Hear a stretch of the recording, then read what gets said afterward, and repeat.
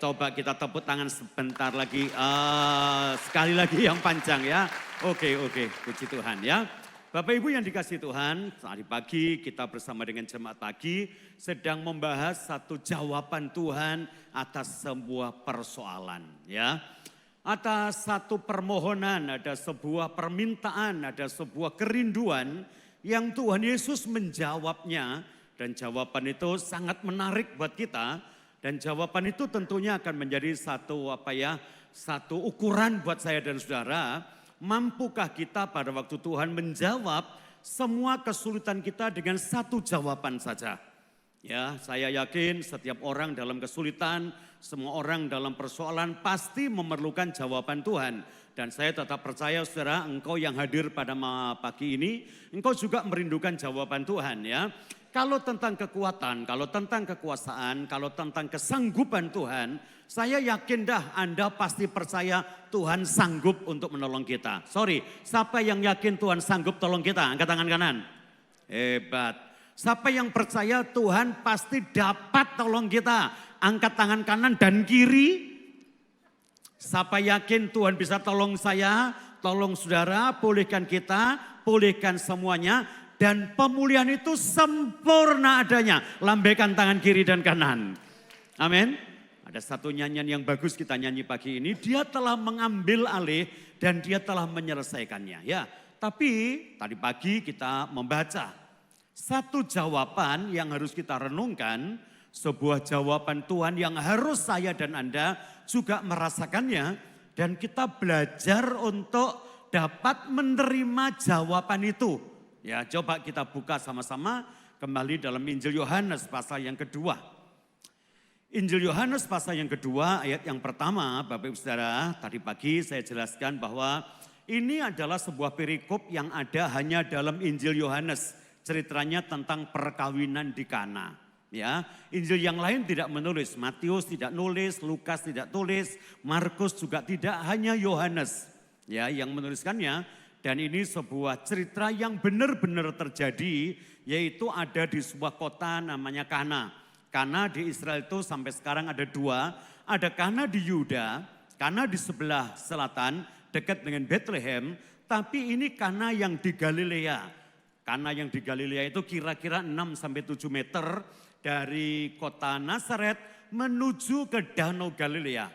Karena daerah itu disebut dengan daerah Galilea, Provinsi Galilea pada zaman pemerintahan Herodes Agung yang selanjutnya diberikan kepada anaknya Herodes yang kedua yang namanya Herodes Antipas. Dia dapat daerah Galilea dan di Galilea itu ada sebuah kota namanya Kana. Ya, dulu disebut dengan Kana atau Kafarkhana. Sekarang namanya juga Kafarkhana. Kafar artinya kampung, Kana itu namanya. Ya. Lalu Bapak Ibu Saudara, di Kana itu ada sebuah kejadian mujizat Tuhan Yesus yang pertama, yaitu air menjadi air anggur. Ya, air menjadi air anggur. Tadi pagi saya jelaskan bahwa anggur di sini bukanlah anggur yang memabukkan, tapi anggur manis, anggur yang dipakai untuk pesta dalam setiap pesta orang Yahudi dan pesta menyambut hari Sabat biasanya. Dan anggur itu dalam bahasa Yunani disebut dengan sapa. Sapa adalah anggur yang sudah difermentasi, anggur yang sudah direbus, digodok sampai mendidih. Sebab itu anggur itu walaupun disimpan, dia tidak bisa membuat orang mabuk, saudara ya. Ada banyak orang berkata, kan boleh Pak kita mabuk. Lah itu buktinya ada pesta kawin di Kana itu Tuhan membuat 6 tempayan air anggur. Saudara ya, saudara mesti lihat itu 6 tempayan air anggur. Satu tempayan itu isinya 120 liter. Kalau 6 tempayan berarti 720 liter air anggur. Ingat, anggur yang disebut dengan sapa adalah anggur yang sudah direbus yang tidak memabukkan. Anggur itu manis, anggur itu sangat dapat dinikmati pada pesta. Dan kalau saudara bayangkan kalau anggur itu adalah anggur yang memabukkan, saya pikir pesta tidak akan selesai. Ada 720 liter air anggur, ya mungkin yang punya rumah, yang punya gawe, delosor semua saudara ya. Jadi kita melihat ini anggur yang bukan memabukkan, anggur manis. Ya, sebab itu kita percaya bahwa mujizat itu adalah mujizat yang pertama, tapi berangkat dari sebuah jawaban. Coba kita baca ya, tolong Pastor Abraham Sriono, ayat 1 dan sampai dengan ayat yang keempat dari Yohanes pasal yang kedua. Ya, kita lihat. Pada hari ketiga ada pesta perkawinan di Kana, Galilea, Ya. dan Ibu Yesus hadir di situ. Ya, Yesus dan para muridnya juga diundang ke pesta perkawinan itu. Ketika mereka kekurangan air anggur, ketika mereka kekurangan air anggur, perhatikan, Ibu ketika Yesus- mereka memasuki sebuah masalah, memasuki sebuah kesulitan, memasuki suatu saat yang sangat mencekam buat mereka. Kenapa? Di tengah-tengah pesta kalau sampai anggur habis, itu sesuatu yang sangat memalukan. Dan yang paling bertanggung jawab adalah mempelai pria. Ya, kenapa Bapak Ibu Saudara, persiapan anggur untuk pesta itu tidak boleh ditambahkan di tengah-tengah mereka pesta. Kalau sampai habis itu pasti memalukan. Ini sebuah peristiwa ya, di tengah-tengah pesta, pesta belum selesai. Ketika mereka kekurangan air anggur, terus Pak, Ibu Yesus berkata kepadanya, Ibu Yesus berkata kepada Yesus, Ibu Yesus datang kepadanya, Ibu itu berkata kepada Yesus, saya tadi pagi katakan, bukan sebagai seorang ibu kepada anak, tapi sekarang ini dituliskannya di sana sebagai penolong, sebagai mukhalis, sebagai penyelamat, ya, sebagai sumber mujizat, di mana Maria ibunya datang kepada Yesus, Bapak Ibu Saudara, sekali lagi bukan kapasitas sebagai ibu kepada anak, tapi sekarang sudah mulai membicarakannya sebagai seorang manusia datang kepada penolongnya, penyelamatnya. Dan Ibu Yesus berkata, mereka kehabisan air anggur. mereka kehabisan air anggur. Ya, ini satu sifat manusia yang benar-benar manusiawi dari seorang wanita. Wanita yang bernama Maria ini mungkin juga adalah salah seorang keluarga dari yang punya hajat. Dari mana kita tahu perkiraan ini, bagaimana Maria ikut bertanggung jawab atas jalannya pesta. Bagaimana Maria merasa ikut dapat aib kalau sampai pesta ini kehabisan anggur. Ya, ikut malu nantinya. Makanya dia berkata, kalau keadaannya mereka ketika mereka kekurangan itu berarti belum habis, masih ada tapi sedikit, ya, perakiraan wanita itu wanita memang jauh lebih lebih sensitif perkara persediaan lain dengan pria. Ya. Wanita itu memang ya begitulah ya, caranya mikir itu ya Saudara ya. Feelingnya itu ya, perasaannya itu lebih mapan dari pria ya. Kalau pria cuma melihat satu kenyataan, realita. Kalau wanita itu lihat feelingnya itu lebih kuat. Jadi Bapak Ibu misalnya kita ini sama-sama pergi gitu ya. Sepasang suami istri. Suami itu cuma peka lihat sebuah realita, satu kenyataan. Tapi wanita itu lebih peka terhadap satu perakiraan. Feelingnya, pemikirannya. Dari mana kita tahu? Ayat 3 berkata ketika mereka kekurangan anggur, kan masih kurang, belum habis. Tapi apa katanya? Maria berkata kepada Yesus, mereka kehabisan air anggur. Ya. Kenyataannya itu masih kekurangan, tapi doanya kehabisan. Kenapa? Wanita selalu punya satu cara, jangan sampai habis sungguhan. Jadi suami-suami saya kasih tahu itu rahasia, kalau istri-istri minta sesuatu ngomong habis, jangan dipercaya, itu masih ada. Halo? Betul Pak? Jadi kalau ibu-ibu, istri-istri ngomong habis, pret, belum. Yakinlah, lihat kenyataannya, pasti ada. Bapak-bapak jangan gugup kalau ibu-ibu mulai berkata, ayo Pak kita cepat mesti belanja hari ini. Harus hari ini, kenapa? Sabun habis. Ojo percaya, iku mesti ono. Masuk kamar mandi, engko aja ono. Kenapa? Ibu itu tidak berharap sampai habis, benar-benar habis sabun itu dan anak-anak akan mandi dan berkata, ma, sabun habis.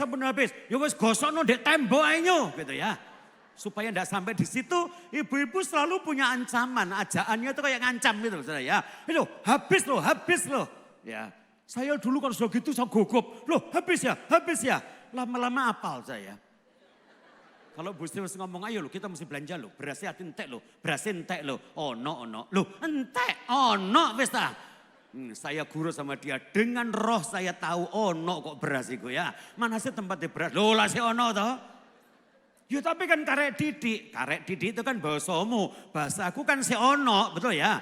Kenapa? Karena ibu selalu ngomong begitu. Ya, itu caranya pria dan wanita mempunyai pola pikir. Ya, wanita itu kalau mau naik sepeda motor, saudara pegang kontak, begitu mau dikontak, diinceng dulu itu. Ya, speedometernya, yang dilihat apa? Jarum penunjuk masih adakah bahan bakar?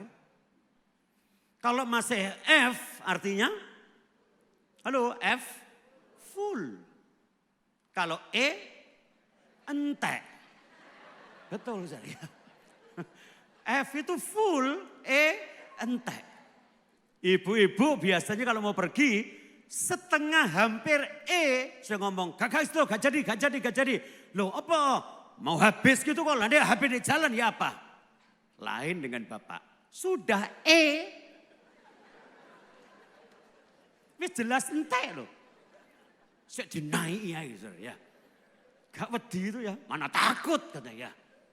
Perkara habis di jalan kan kena dijungkir. Betul kan Pak? Jadi kan bapak-bapak yang selalu jungkir sepeda motor di tengah jalan itu ya. Tidak ada ibu yang jungkiran gitu ya. Tidak ada, itu mesti bapak. Kenapa? Feeling wanita itu jauh lebih kuat. Makanya Maria berkata mereka kehabisan anggur.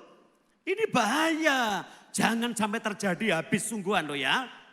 Ternyata Bapak Ibu Saudara, kita terkejut dengan satu pola pikir dari pihak Maria, jangan sampai habis sungguhan, makanya masih kurang dia berkata habis. Yesus menjawab, tolong Pak Sri. Yesus berkata kepadanya, Ya. apa urusanku dengan engkau, hei wanita? Apa urusanku dengan engkau, hei wanita? Terus? Saatku belum tiba. Wow. Saudara jangan berkata begini, mana itu hormati anak, kok iso urusanku dengan engkau wanita. Sekali lagi saya berkata, Yohanes ingin menyampaikannya, datangnya Maria kepada Yesus, sekali lagi bukan seorang ibu kepada anak, tapi seorang manusia kepada penyelamatnya. Dan Tuhan berkata, apa urusanku dengan engkau? Hei wanita, saatku belum tiba. Sebenarnya kalau diterjemahkan dengan terjemahan yang pas gitu, bukan apa urusanku dengan engkau. Artinya begini, serahkanlah kepadaku, tapi waktuku belum tiba. Ya, waktu Maria berkata, Yesus mereka kehabisan anggur.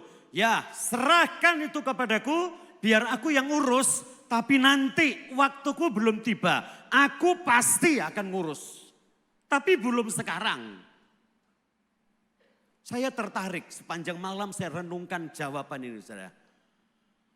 Ada satu jawaban yang seringkali Tuhan berikan kepada kita dalam pergumulan kita, dalam peperangan kita, dalam kebutuhan kita kepada Tuhan. Dikala kita berdoa minta kepada Tuhan, saya yakin pasti Tuhan sanggup menolong kita. Tuhan pasti dapat tolong saya, Tuhan pasti bisa tolong saudara. Tapi perhatikan, mungkin satu kali Tuhan berkata, serahkanlah kepadaku, aku akan mengerjakan nanti. Saya tadi pagi cerita kepada jemaat pagi, saya kenal dengan seorang muda, saudara ya, seorang muda yang tenang gitu ya, pembawaannya yang tidak pernah gugup, saya lihat walaupun dia muda. Dan saya rasa dia ini benar-benar punya ketangguhan pola pikir yang hebat. Kalau dia pergi dengan saya, dengan beberapa orang, dengan neneknya dia, dengan mamahnya gitu ya. Di tengah-tengah satu situasi, satu kondisi yang cukup menakutkan gitu ya. Kalau neneknya berkata, dek, dia panggil adik karena ini anak yang nomor 2, ada kakaknya. Dek, itu loh gini. Selalu jawabnya, sudah oma tenang saja, nanti saya yang selesaikannya. Yang diam ada wes tak urusin nanti. Ya, jawaban itu bagus saudara ya. Nah itu jawaban diberikan oleh Tuhan kepada Maria. Seperti ini. Yang diam nanti saya yang ngurus. Ya wes tenang yang nanti aku yang ngurus. Oma tenang, mak tenang. Mbah meneng wes ya, anteng wes tenang. Engko aku sing ngurusi, Itu bahasa Surabaya, bahasa Malang. Engko aku sing ngurusi. Siapa sing ngurusi? Aku. Kapan? Engko. Halo? Anda tenang saja. Saya bisa bayangkan Maria pada waktu dapat jawaban itu. Ini waktunya sudah mepet. Hampir habis. Sudah kamu tenang saja. Tenang artinya serahkanlah kepadaku. Nanti aku yang ngurus. Jemaat ya hari ini Tuhan suruh saya ngomong kepada saudara. Apa kata Yesus? Tenang, serahkan kepada dia. Nanti Yesus yang urus semua kebutuhan saudara. Tepuk tangan dulu yang panjang buat dia. Amin. Jemaat tenang.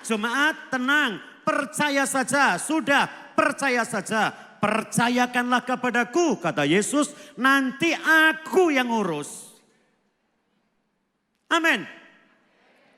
Kita itu yang bisa kita terima cuma percaya saja, ya percaya. Nanti itu kita tidak bisa. Kenapa? Wis kadung kena penyakit Jawa jenenge sadek.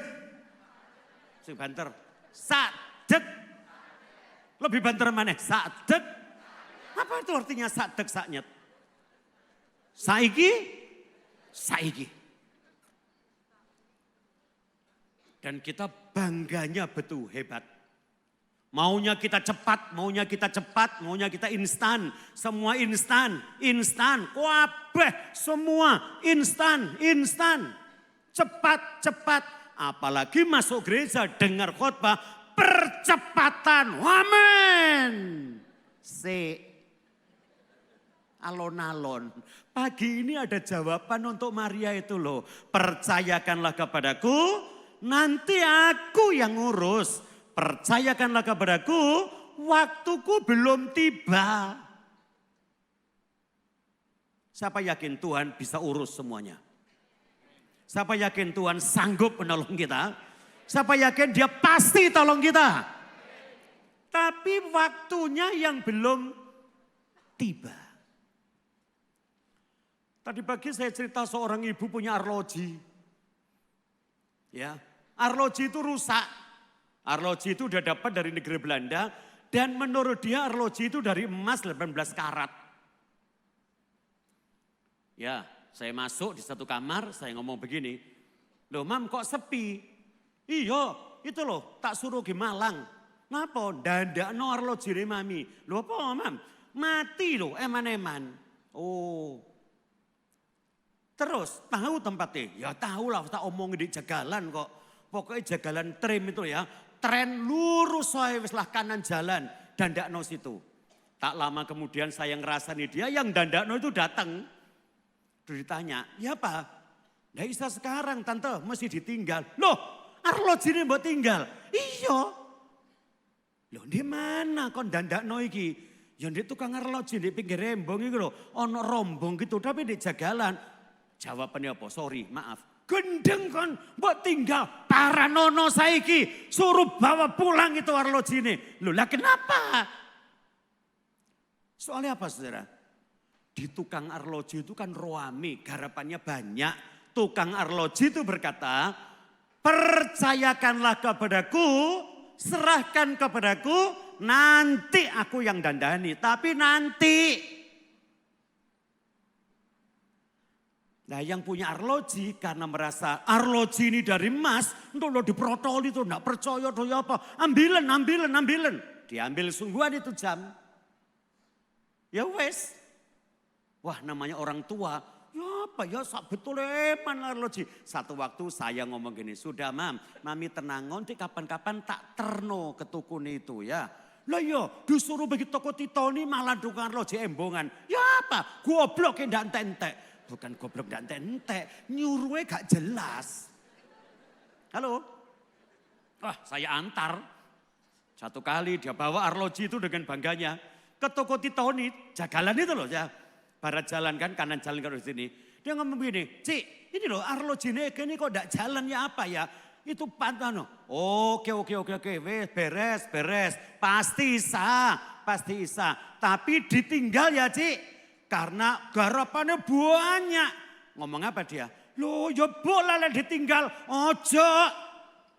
Lah terus. Ojo lah ditinggal. Terus aku ngomong, loh ini ngarepe mau ditandakno apa enggak? Loh ya ditandakno tapi lah ditinggal ya ojo. Lah terus. Gini adek tak bawai taci saya ya. Nanti lek toko ini sepi. Adek telepon taci aku tak kesini bawa iki. Aku ngomong, yo doamu itu doa elek mam pendeta doa ndak ngena. Lah kenapa? Lah toko bedongan sepi lah lapo. Mikiri arloji musito kok nyepikno toko ya. Saya ngomong ya edan iku jaringan sing duwe toko.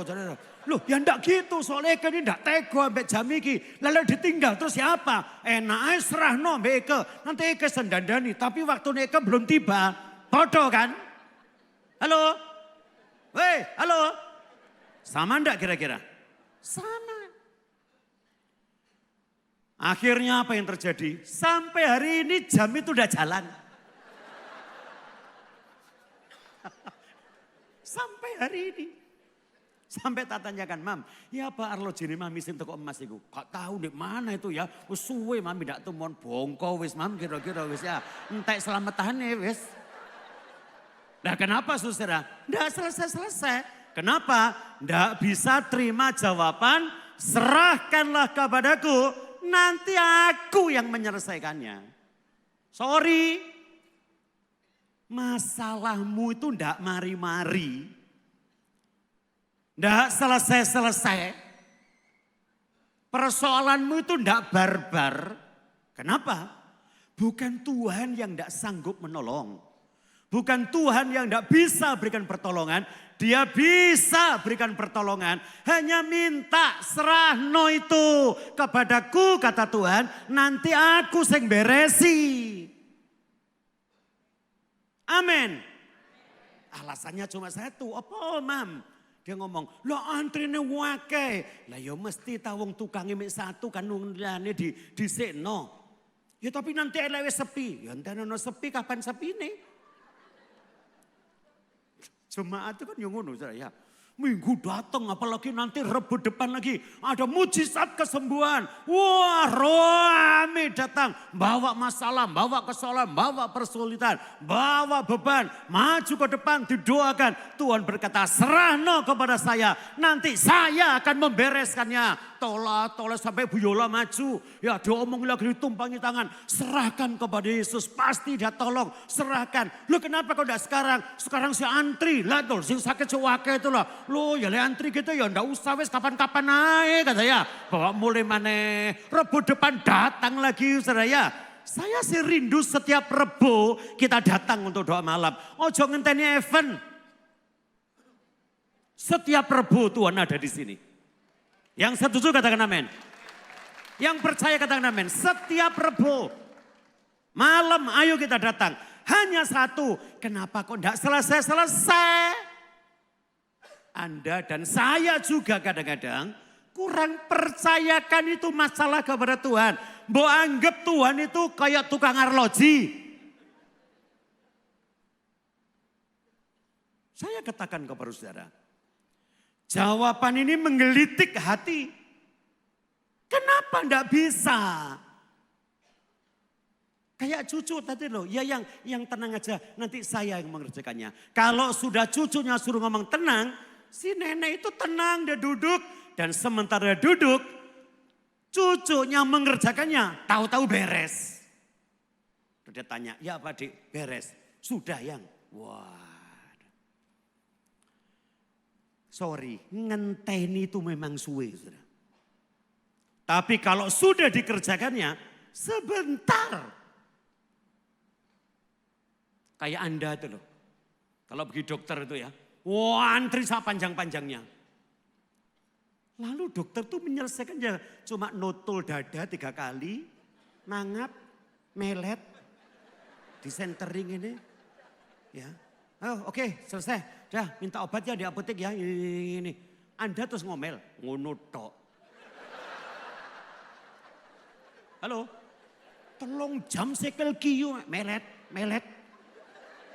Melirik, senteri. Wes, 200. Dokter apa ini? Apa Anda akan komplain begitu? Coba kita lihat pada perjanjian lama. Apakah Israel juga pernah mengalami yang begitu? Kita baca lagi Habakuk pasal yang kedua ayat 1. Ya sampai 4, tapi ayat 1 lebih dulu Pak. Habakuk pasal 2 ayat 1.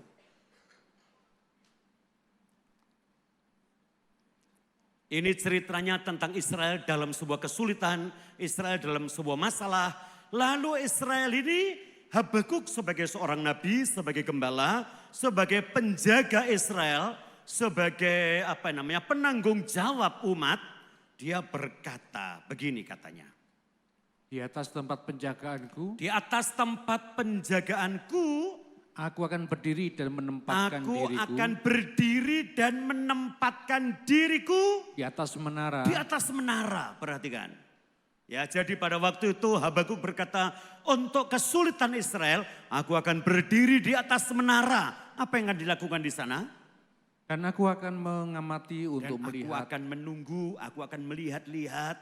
Coba tak incengi. Ya, coba tak NTP. Apa yang diinceng, apa yang dilihat? Untuk melihat apa yang akan dikatakannya kepadaku. Apa yang akan difirmankan Tuhan kepadaku. Dan apa yang akan dijawabnya dan mengenai apakah keluhanku. Jawaban Tuhan tentang mengenai keluhanku. Habakuk berkata pada waktu Israel masuk dalam kesulitan, dia naik ke sebuah menara, dia berdoa kepada Tuhan. Mungkin itu namanya Manado, menara doa. Bukan tanah airnya Bu Yola, Manado itu. Menara doa. Dan di atas menara itu Habakuk berkata, aku mau tunggu, aku mau amat-amati. Coba tak enten-enteni. Apa yang Tuhan katakan kepadaku tentang sambatanku ini. Sama dengan Maria datang kepada Tuhan, Israel datang kepada Tuhan. Maria datang kepada pribadi Yesus, Kristus, Yesua HaMasiah, yang namanya Habakuk datang kepada Yahweh Elohim mereka dan Elohim kita. Coba perhatikan. Ini tempat Habakuk mengadu, tempat Habakuk mengeluh. Dan saya berkata ini memberitahu kepada kita, tidak ada tempat kita mengadu, tidak ada tempat kita mengeluh, kecuali kepada Tuhan. Yang setuju katakan. Ada pepatah lama dari Cina berkata, jangan pernah engkau menyampaikan keluhanmu kepada sesamamu. Kenapa? Karena sesamamu tidak akan menolong engkau. Jangan pernah menyatakan kelelahanmu kepada temanmu. Kenapa? Temanmu tidak dapat merasakan kelelahanmu. Basa Jawa ini, ojo cerita kesel karo kancamu. Kancamu ra iso ngrasakne keselmu. Kerja sepanjang hari itu sambatan. Waduh, kuwesel aku rek. Hah? Kuwesel? Ya apa? Kuwesel bol kesel. Nah terus kuwesel. Apa temanmu berkata? Dudum-dumai wis ayo. Ada kira-kira? Paruan wis keselmu kok sakno kon. Bisa? Enggak. Dan ada satu tempat kita mengeluh, ada satu tempat kita melapor, satu tempat wadul, saudara. Yaitu Tuhan. Tuhan tempat pelarian kita. Yang setuju katakan. Apa yang dilakukan oleh Habakuk? Aku menanti-nanti apa yang akan difirmankannya. Jawaban tentang keluhanku itu apa? Lalu Tuhan jawab. Satu kali Tuhan jawab langsung kepada Yairus, talita kum lah, sembuhlah dan bangkitlah anakmu. Yes, oke. Satu kali Tuhan berkata kepada pemimpin rumah ibadah itu berkata, oke, jangan takut, percaya saja. Terus ada mujizat. Tapi satu kali juga kita baca Tuhan berkata, serahkanlah kepadaku, nanti aku yang mengerjakannya. Nah, coba kepada Habakuk itu Tuhan ngomong apa? Ayat 2 Pak. Yahweh menjawab aku dan berkata, Yahweh menjawab aku, Yahweh berkata kepadaku, Yahweh berfirman, apa firmannya? tuliskanlah penglihatan itu dengan jelas di atas Tuliskanlah Allah. penglihatan itu dengan jelas. Tuliskanlah apa yang kau lihat itu dengan besar, dengan jelas. Terus Pak. Supaya orang sambil berlari Supaya orang sambil lari dapat membacanya. dapat membacanya. Ya Tuhan berkata, Habakuk tuliskan nanti ya jawaban ini ya. Kepada satu tulisan supaya orang, kalau terjemahan LHI, orang sambil lalu bisa membaca. Sambil lalu itu sambil jalan bisa baca. IMB berkata walaupun orang sedang lari bisa baca. Apa tulisannya? Apa jawabannya Pak? Ayat 3. Ayat 3. Sebab penglihatan itu masih menunggu Sebab waktu. nubuatan itu, sebab penglihatan itu, sebab firman itu, sebab janji Tuhan itu masih menunggu waktu yang ditentukan. Wah, belum sekarang Habakuk, masih tunggu waktu. Nanti aku akan menolong. Tunggu. Bahasa Jawane dilungkas. 1 minute. Kuai. Apa kuainya 1 minute? Even Chong. Sebentar lagi. Jemaat IHS, tangkap ini firman Tuhan. Tangkap ini janji Tuhan. Anda pasti ditolong Tuhan sebentar lagi. Tunggu, sabar, sebentar lagi. Serahkan kepadaku. Percayalah kepadaku. Kata Yesus, taruhan. Gua nanti yang beresin. Tinggalan wes, pasti beres. Hari ini saya berkata, sekali engkau menyerahkan persoalan itu kepada Tuhan, taruh, jangan bawa pulang lagi. Amin. Tuh ada banyak pemimpin pujian berkata, saudara-saudara mari kita taruh beban kita taruh semuanya. Yuk kita pusatkan hati kita fokus kepada Tuhan. Haleluya. Nyanyi wis lali mbek masalah. Sudah sampai situ pulang, gowo mana itu? Ya kayak tukang arloji tadi itu. Engko lek dijoli, engko lek diopo, gak wis. Lah terus siapa? Ngenteni lek sepi ae. Tuhan tidak kayak tukang arloji. Tuhan itu dapat dipercaya. Apa yang dia janjikan, apa yang dia katakan, apa yang dia mau sampaikan, sudah disampaikan. Tinggal tunggu waktu. Tinggal tunggu waktu. Lanjut Pak, lanjut. Ayat 3 tadi itu, tetapi saatnya akan segera tiba. Tetapi saatnya itu akan segera tiba Ya, tanpa saatnya dusta. akan segera itu sebentar lagi. Segera tiba. Terus Pak.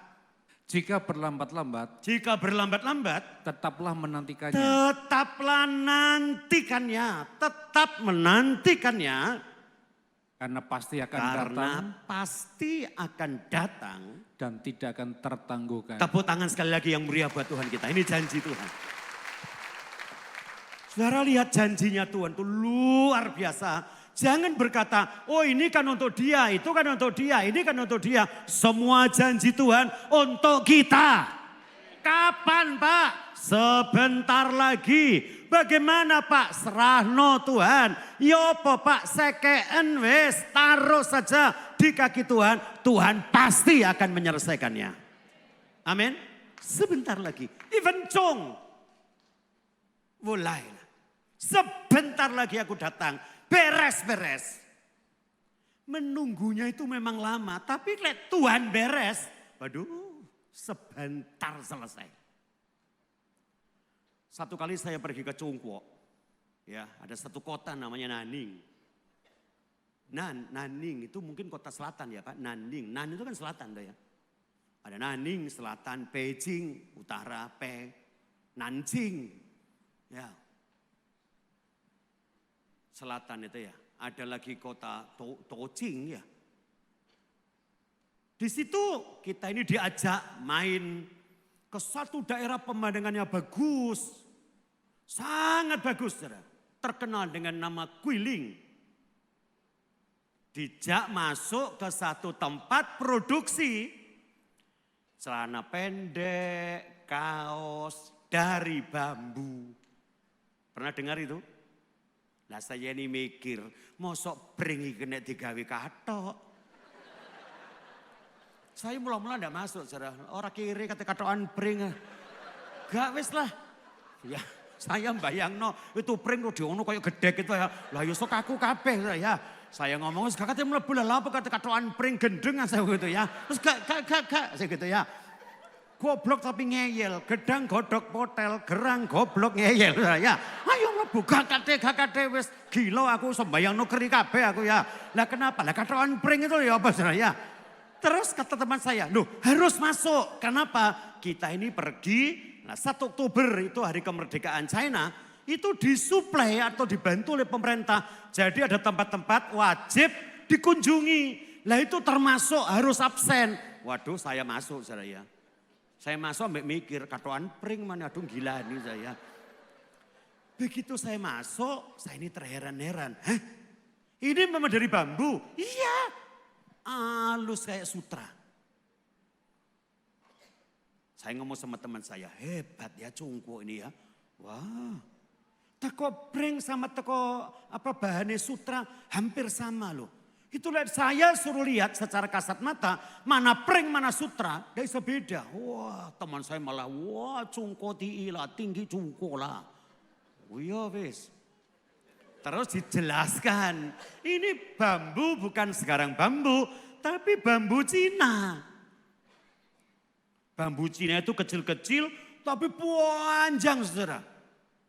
Nah, dalam satu keterangan itu dijelaskannya bagaimana cara menanam bambu Cina ini. Bambu Cina itu ditanam dari bonggolnya. Ada akar-akar di bawah itu ya, yang mungkin nanti keluar rebungnya itu ditaruh dan dalamnya amit-amit 1,5 meter dari atas. Jadi bonggolan itu ditanam 1,5. Terus saya tanya, berapa lama muncul itu bambu itu tumbuhnya? Disiram. 5 tahun baru nanti keluar ke atas tanah yang namanya tunas. 5 tahun. Saya bayang no kate-katokan pring ku pirang tahun saya. Oyot metu cukulan itu 5 tahun. Wah. Waduh 5 tahun. Tuh dia berkata begini. Tapi perhatikan selama 5 tahun itu tidak menunjukkan apa-apa. Begitu keluar tunasnya dalam waktu 5 minggu. Bambu itu sudah setinggi 90 feet. Wah. Saya jadi ingat kalau Tuhan berjanji. Tunggu. Serahkan kepadaku, aku yang mengerjakannya. Ya apa urusanmu? Ini urusanku. Aku yang melakukannya. Tunggu, sabar, sebentar. 1 minute, even Chong. Kalau lihat 5 tahun keluar itu memang lama. Tapi bayangin kalau cuma 5 minggu, tunas itu setinggi 90 feet. Wah. Hari ini Anda tunggu jawaban Tuhan. Pasti ada. Kok lama? Nggak, sebentar lagi Tuhan akan tolong kita. Nanti kalau Tuhan sudah bekerja, Tuhan berkarya, Tuhan menyatakan mujizatnya, dengan cepat engkau lihat sempurna pemulihannya. Amin. Amin. Bagaimana bisa Pak? Bagaimana? Nanti sore jawabannya pukul 5. Di tempat yang sama, di gelombang yang sama, siaran berikutnya. Tuhan memberkati kita. Puji Tuhan.